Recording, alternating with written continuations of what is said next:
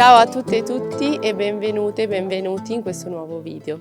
Oggi, dato che la scorsa settimana abbiamo raggiunto questo numero pazzesco di 100.000 iscritti, faremo un video un po' più particolare. Allora, innanzitutto vogliamo ringraziarvi per esserci, per esservi iscritti, chi di voi l'ha fatto, per continuare a commentare e a supportarci durante tutto questo lungo periodo di ristrutturazione. Come spesso rispondiamo nei messaggi, i commenti così pieni di affetto ci aiutano ad andare avanti e ci danno l'energia per continuare, la motivazione soprattutto.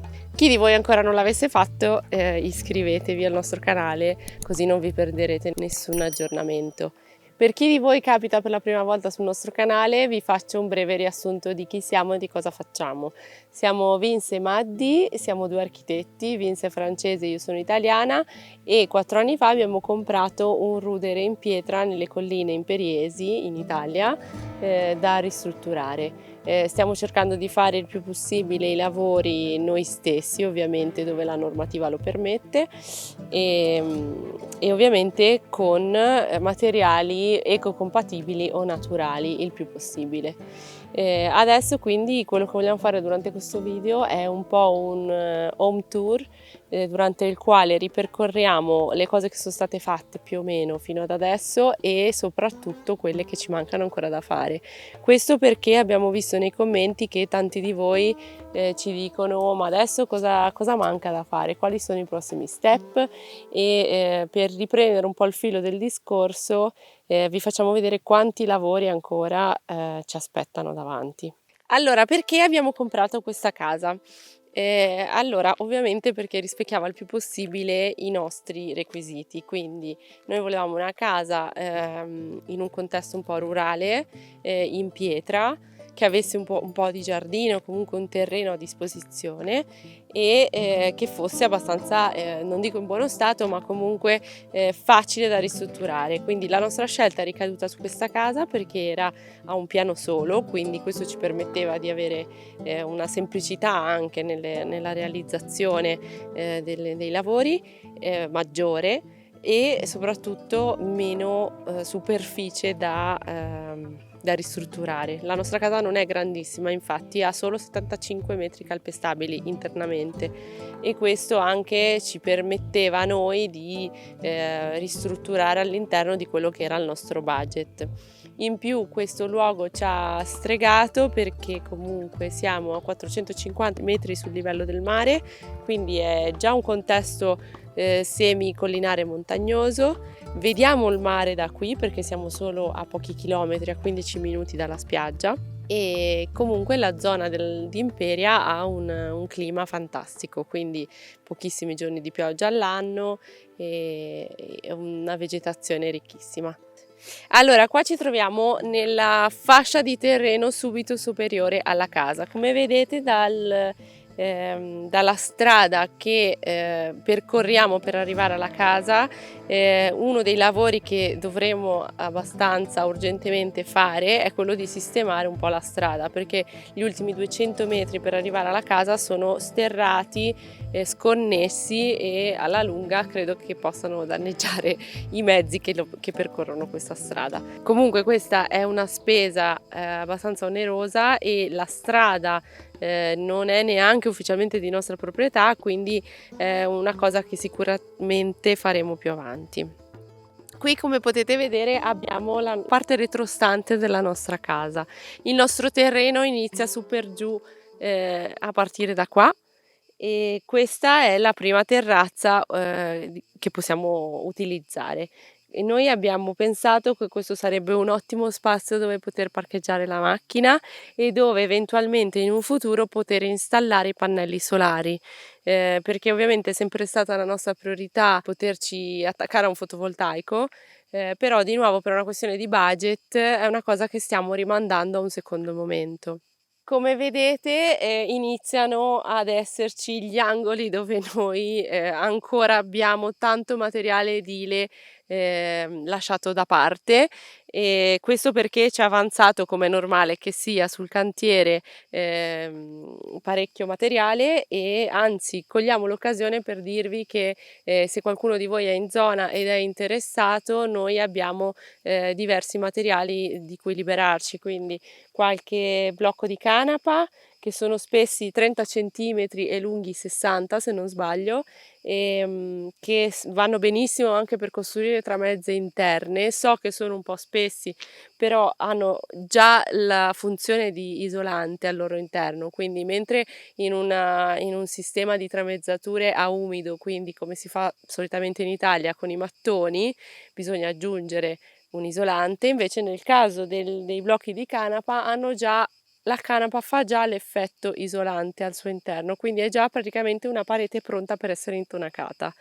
Abbiamo su per giù 36 blocchi di canapa a disposizione. Da qui potete vedere uno dei primi interventi che abbiamo fatto della casa, cioè il tetto.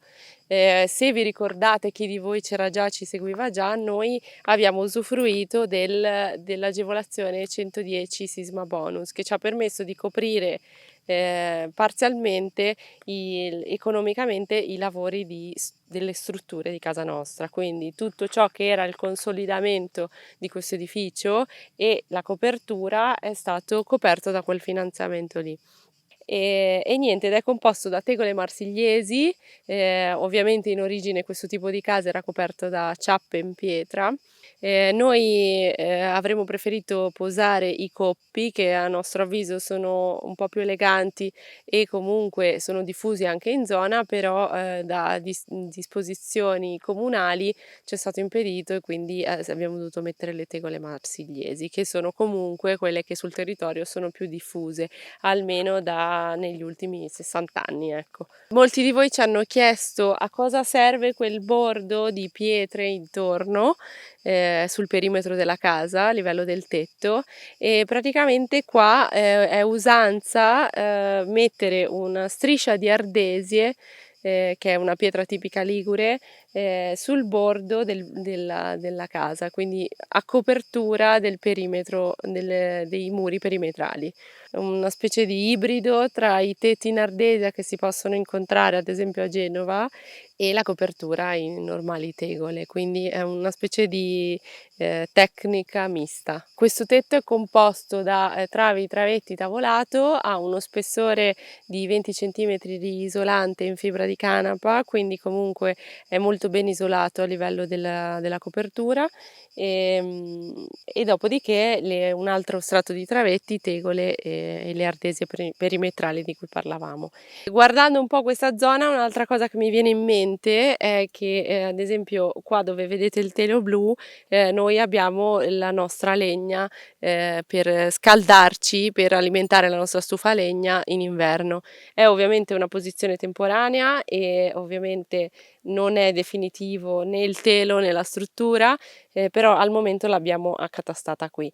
Non fate caso alla vegetazione che è abbastanza incolta, ma ovviamente una delle nostre difficoltà principali è il fatto che siamo solamente due e che è difficile coniugare la cura del giardino, che è grande 3000 metri quadri, con i lavori di casa che appunto, come vi dicevo, per lo più facciamo noi personalmente, e il lavoro di architetti, e quindi seguire i cantieri, i clienti esterni alla ristrutturazione di casa nostra. Queste tre cose insieme ci occupano un tempo davvero in maniera consistente, soprattutto aggiungendo il fatto che ogni domenica noi facciamo uscire un video sul nostro canale, e che quindi anche quello richiede tempo e programmazione. Quindi la vegetazione è una delle cose che per ora cresce abbastanza incolta. Ogni tanto dedichiamo una giornata a piantare nuove piante, a tagliare un po' l'erba in alcuni punti, se no diventa veramente accessibile, però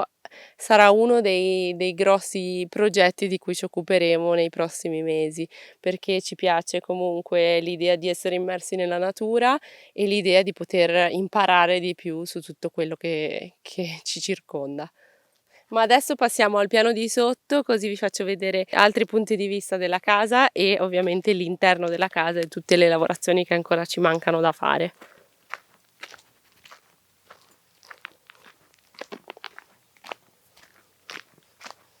Come potete vedere, questa è un'altra delle zone che è un po' dedicata all'accatastamento di materiali di risulta del cantiere, quindi abbiamo un sacco di mattonelle di cotto che ci avanzano. Molte di queste piastrelle magari le useremo ancora sul cantiere, ma tutte le altre probabilmente le regaleremo se qualcuno fosse interessato. Molte di loro non sono intere, sono spezzate, quindi bisogna fare comunque un po' una selezione, però ce ne sono parecchie ancora salvabili. Dopodiché abbiamo ancora il resto dei blocchi di canapa di cui vi parlavo prima e un po' di canapulo avanzato. Ma passiamo alla casa che è più interessante sicuramente. Qua potete vedere l'aiuola di cui vi parlavamo non troppi video fa, che abbiamo piantato l'anno scorso e che è esplosa letteralmente.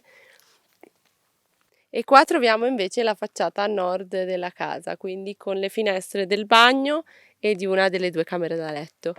Come vedete qua in questa zona di nuovo l'effetto è quello di casino accumulato perché risulta ancora visibile la struttura in cemento armato che tiene la terrazza soprastante con la nostra intercapedine e i blocchi di canapa che vanno a delimitare la casa.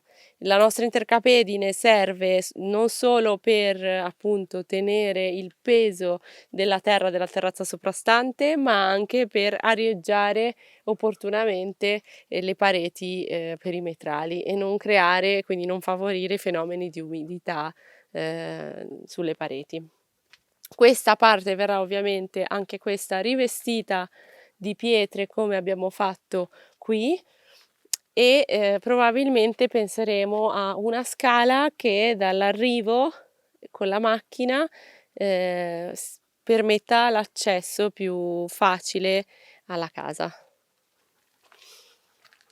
Questa zona qui, che al momento è ancora la zona di arrivo e deposito di inerti vari, tipo sabbia e materiali che usiamo sul cantiere tuttora, verrà comunque sistemata. Adesso dobbiamo ancora decidere se utilizzare le pietre che sono avanzate dalla pavimentazione che abbiamo fatto sulla terrazza dall'altro lato della casa o se invece ricoprirla di ghiaia e creare un corridoio d'accesso un po' più carino.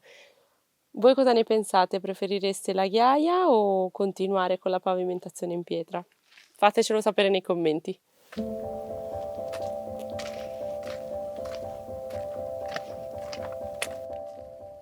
Anche qui, come vedete, la situazione è analoga. Abbiamo un ingresso molto polveroso che tra l'altro è tipo l'autostrada preferita di Caillou quando gioca e fa le sue corse e ci riempie di polvere dovunque. Quindi anche qui prevederemo di pavimentare con le pietre di risulta l'ingresso o di gettare un po' di ghiaia per fare una specie di vialetto antistante l'ingresso della casa. Una cosa importantissima che ovviamente non vi sarà sfuggita, anzi non vi è sfuggita perché l'abbiamo visto nei commenti che molti di voi ce lo chiedono e penso che sarà il progetto più grande e più faticoso da fare che ci è rimasto, sarà di riempire con la stessa malta che abbiamo utilizzato dentro tutti i giunti tra le pietre sulle facciate esterne. Questo impedirà, soprattutto adesso ne stiamo pagando le conseguenze, a api, vespe, calabroni di fare i nidi dentro e soprattutto all'infiltrazione della pioggia, perché quando piove il fatto che sia comunque aperta ogni fessura tra una pietra e l'altra permette che l'umidità entri molto di più dentro. Per ora non abbiamo avuto nessun tipo di problema, anche perché la calce e la canapa fanno il loro correttissimo lavoro di regolazione termoigrometrica, però comunque il fatto di riempire i giunti può aiutare significativamente a ridurre le infiltrazioni. Da questo lato abbiamo la vista sul paese e sulla vallata e un triangolino di mare che oggi, data le alte temperature, non si vede benissimo. Però abbiamo appunto una vista panoramica che non smette mai di incantarci, non ci stanca mai, ecco.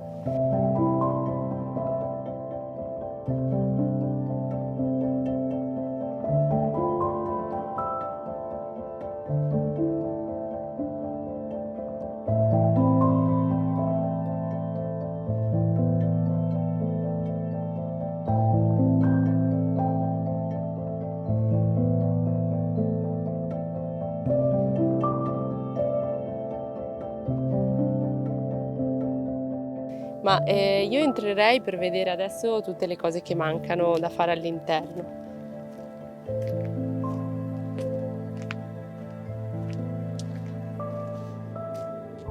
Eccoci entrati nel nostro soggiorno. La prima cosa che si nota e che noi ci tenevamo molto a fare era il fatto che abbiamo tanta superficie vetrata. Non abbiamo una vera e propria entrata, ma abbiamo tante finestre, porte e finestre che ci collegano al nostro giardino esterno. Questa è una delle cose che mi piace di più di questa casa, perché ti permette di entrare e uscire da più punti e praticamente proseguire casa tua anche nella parte del giardino. Dal punto di vista del volume, come vedete, questa stanza prende tutto il volume in altezza del fabbricato.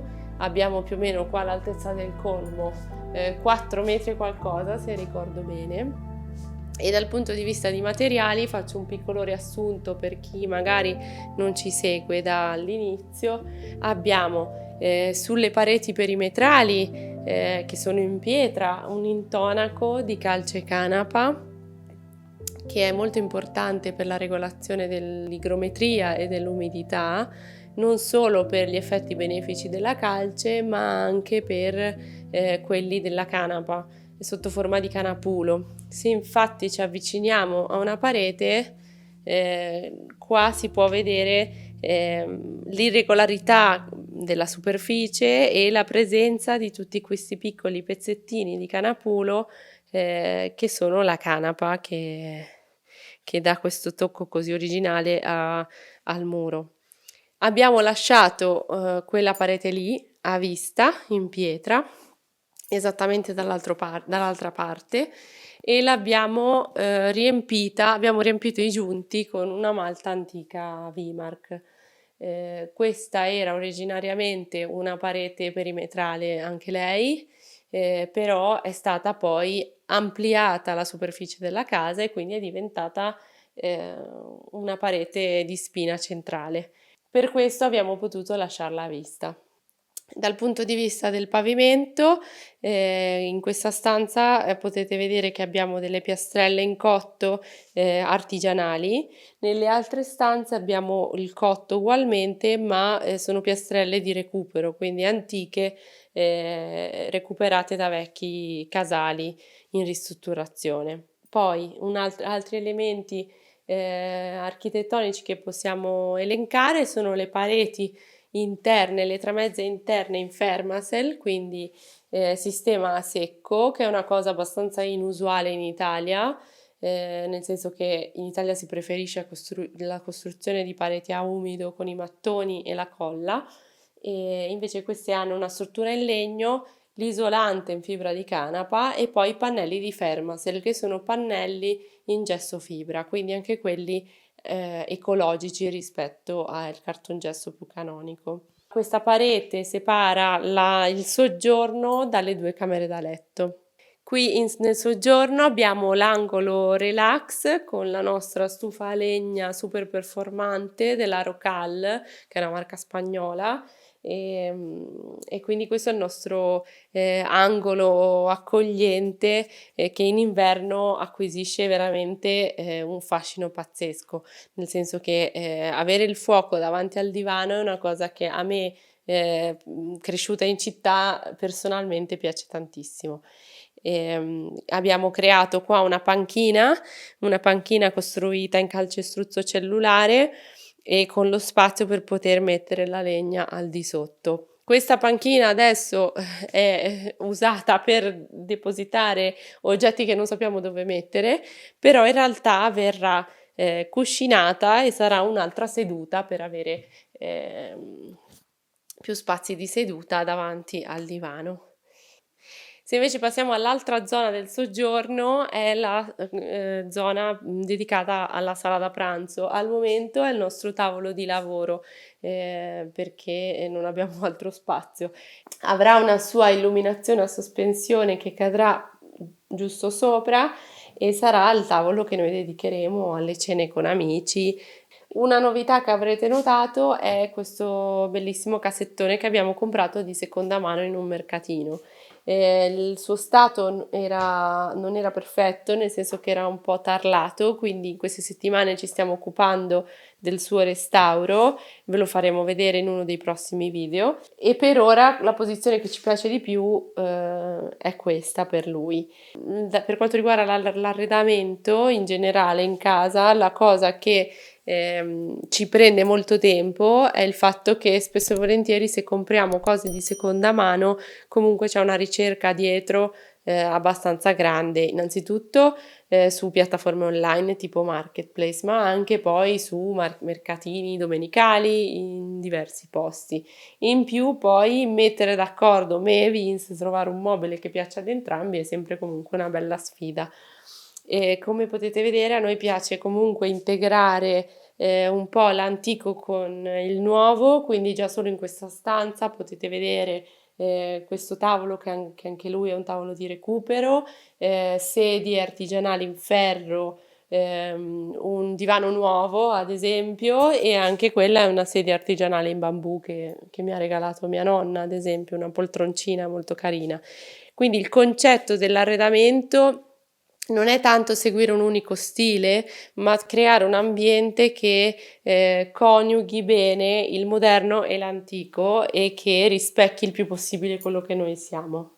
Nell'ambito di questa filosofia, infatti, potete vedere, non so, la stufa, un elemento molto lineare, moderno, in ferro nero, e accanto il cotto antico e la pietra a vista, ecco. Non ci piaceva avere cose troppo frou e troppo antiche, ma un connubio tra antico e moderno. Lo stesso vale, come sempre, Vince ve l'ha già detto nei video scorsi, anche a livello architettonico. Come vedete, infatti, le pareti in Fermacell hanno un po' l'effetto di cadere dal cielo, di essersi inserite improvvisamente in un contesto che non è loro, no? Su questa parete nuova le cose che mancano, le vedete già, sono sicuramente la posa di un battiscopa sulle pareti in Fermacell, la creazione di una scala di accesso al soppalco e comunque probabilmente un mobile in entrata che permetta non solo il poter appoggiare le chiavi o il portafoglio, ma anche magari lasciare le scarpe, lasciare le giacche, eccetera. Queste porte filomuro a scomparsa ci fanno accedere nelle camere da letto, quindi entriamo nella prima camera da letto, che in realtà al momento è la nostra camera da letto, ma che in futuro non prevediamo sarà una camera da letto, nel senso che ci piace l'idea che diventi un'altra zona di vita, che diventi il nostro studio dove poter lavorare, quindi fare delle scrivanie sempre con vista sulla vallata o una sola, e magari mettere un divano letto in modo che all'occorrenza possa trasformarsi in una camera per gli ospiti. Non fate caso alla confusione, perché siamo come sempre, come vi abbiamo già ripetuto, in un momento di transizione con le valigie, i vestiti dovunque, perché questa non è la nostra camera da letto definitiva, ma praticamente stiamo procedendo per ambiente, quindi mettiamo tutto in una stanza, finiamo una stanza, dopodiché spostiamo tutte le cose e procediamo con un'altra stanza. Quindi qua manca assolutamente, la prima cosa da fare sarà la pittura. Come vedete si vede ancora il Fermacell così grezzo, e cambierà tutto. Creeremo dei mobili su misura, quindi come dicevo prima, delle scrivanie o una scrivania sola con vista sulla vallata, e una libreria per poter mettere tutta la nostra quantità di libri immensa che abbiamo e non sappiamo dove altro mettere. Andiamo nell'altra stanza? Che dite? Questa sarà la nostra futura camera da letto e al momento è, penso, quella più disordinata. Non spaventatevi, vi facciamo veramente vedere le cose senza nessuna patina, nel senso che questa è il deposito del cantiere al momento. Abbiamo valigie, abbiamo di nuovo vestiti, abbiamo un altro mobiletto di legno di recupero di seconda mano, abbiamo gli aspirapolvere, abbiamo le scarpe, abbiamo un sacco di confusione.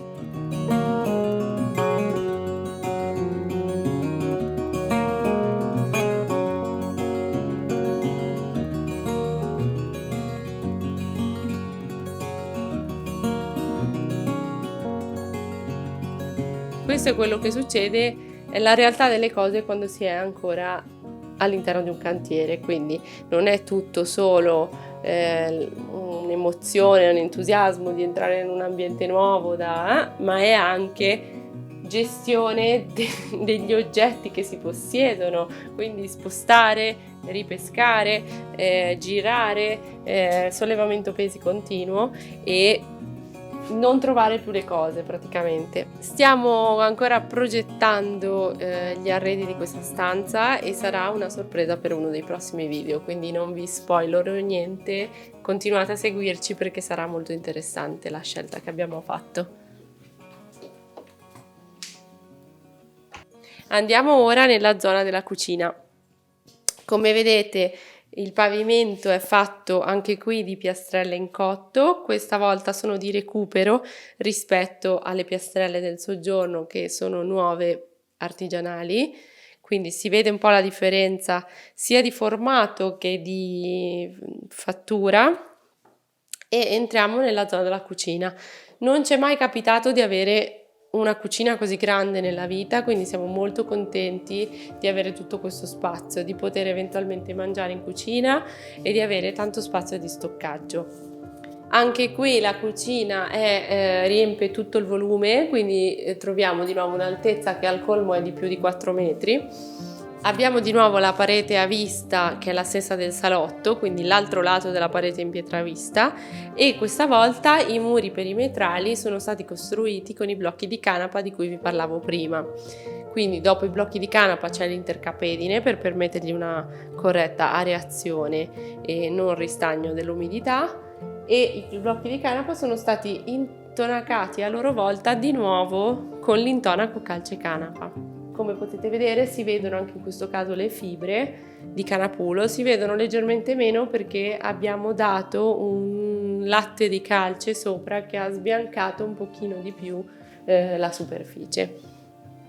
Abbiamo deciso di avere una cucina molto grande, sviluppata su una lunghezza di quasi 5 metri, senza mettere i pensili che a nostro avviso opprimevano un po', e di inserire di nuovo un mobile che fosse molto moderno all'interno di una casa che ha il suo accento rustico. Quindi comunque i materiali della cucina che si vedono sono legno, linoleum per le facciate di rivestimento e acciaio inox principalmente. Abbiamo questo tavolo che anche questo è un tavolo di recupero che mi ha dato mia mamma, e queste sedie anche sono sedie di recupero che ho comprato per la modica cifra di 50 euro. Sono 4 in totale, non so dove sia finita la quarta, ma sono 4. A noi piace il fatto che siano di questo giallo canarino e che diano questo tocco di colore all'interno della nostra cucina.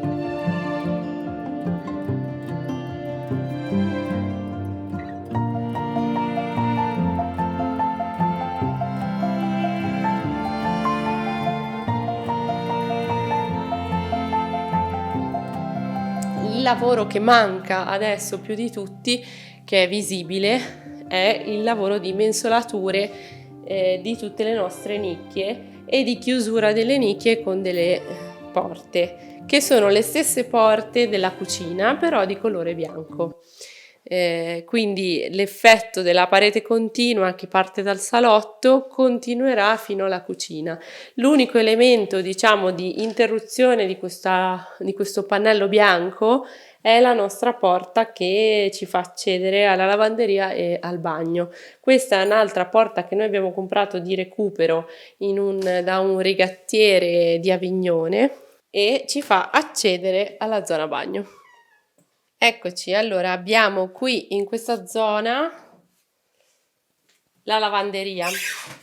Da questo lato, accendiamo le luci, così ecco. Da questo lato lavatrice, da questo lato scaldabagno. Questa è la zona a cui ci stiamo dedicando in questi giorni. È abbastanza evidente che le pareti di ferma siano appena state pitturate da Vince e sopra la lavatrice verrà nello specifico tutta una serie di mensole che ci permetterà di avere tovaglie e asciugamani e non so, lenzuola, tutto quello che è la biancheria di casa. Da questo lato invece adesso vedete che abbiamo un secondo scaldabagno perché quello che ci è stato montato ha un difetto di produzione, quindi probabilmente dovrà ritornare l'idraulico per invertirceli, cioè montarci quello nuovo e riprendersi quello vecchio. Dopodiché qua metteremo un bel palo e potremo appendere tutti quei vestiti più lunghi che hanno bisogno di un'altezza e di essere appesi. Entrando in bagno, le cose che ancora ci mancano da fare sono la posa di questo vetro che separa il lavandino dalla doccia, poi la realizzazione di alcune mensole sotto il lavandino che ci permettono di stoccare prodotti per il bagno.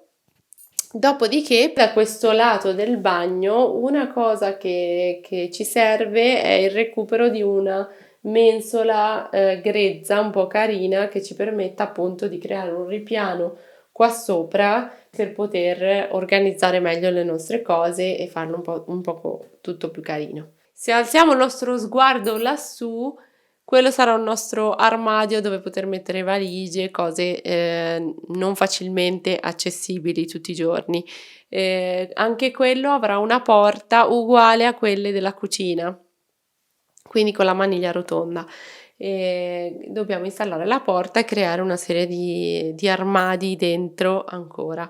Per chi di voi non avesse seguito le avventure di questo bagno, allora il rivestimento è stato fatto da noi con il pastellone della Banca della Calce.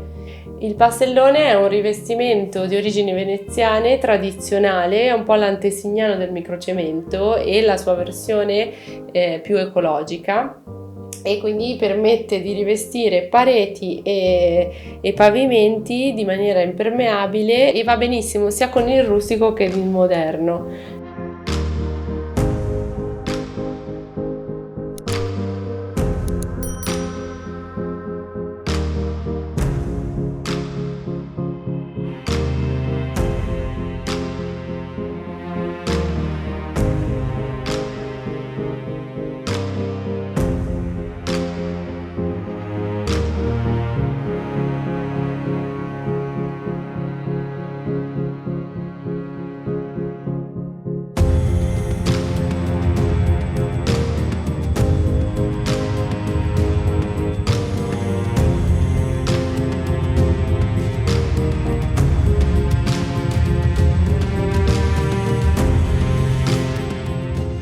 Come avete avuto modo di vedere, quindi ci mancano tanti piccoli lavoretti in casa, ma non solo all'interno della casa, anche all'esterno. Non so se vi ricordate, una delle ultime lavorazioni che abbiamo fatto è stata infatti la posa delle pietre della terrazza.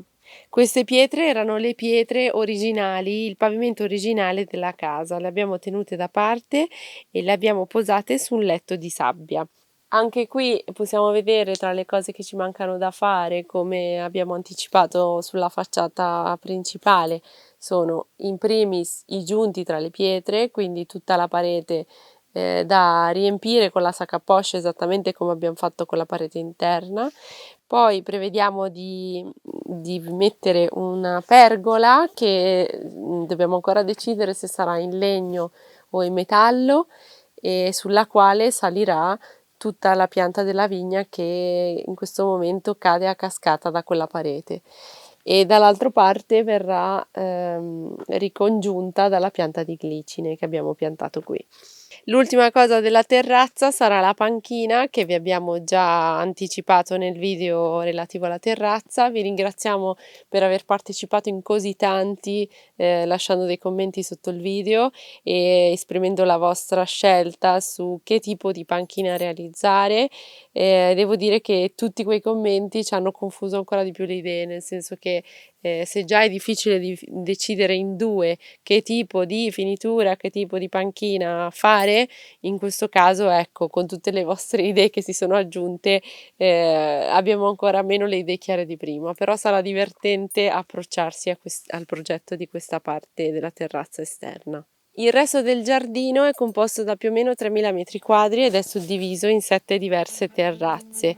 Queste terrazze sono state tutte costruite in muretti a secco in pietra e sono collegate tra loro da bellissime scalette in pietra. Il terreno era adibito a frutteto principalmente e vigneto.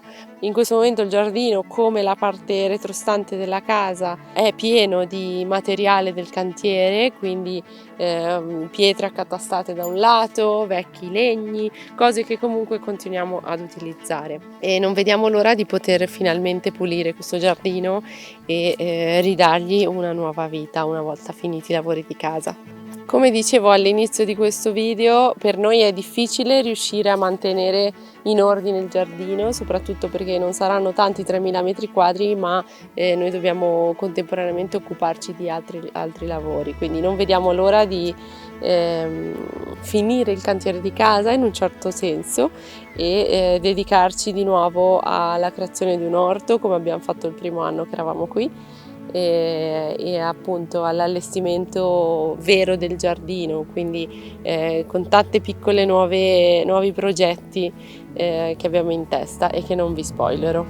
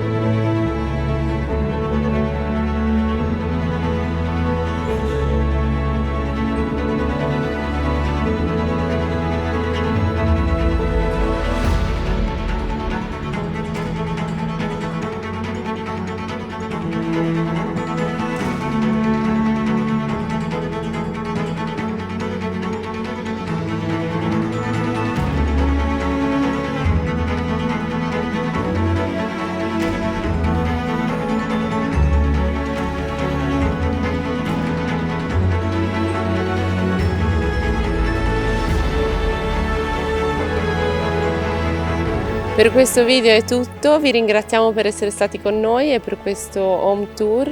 Se avete delle domande ovviamente non esitate a scrivercele nei commenti. E io e Caillou vi salutiamo, grazie per averci seguito e alla prossima!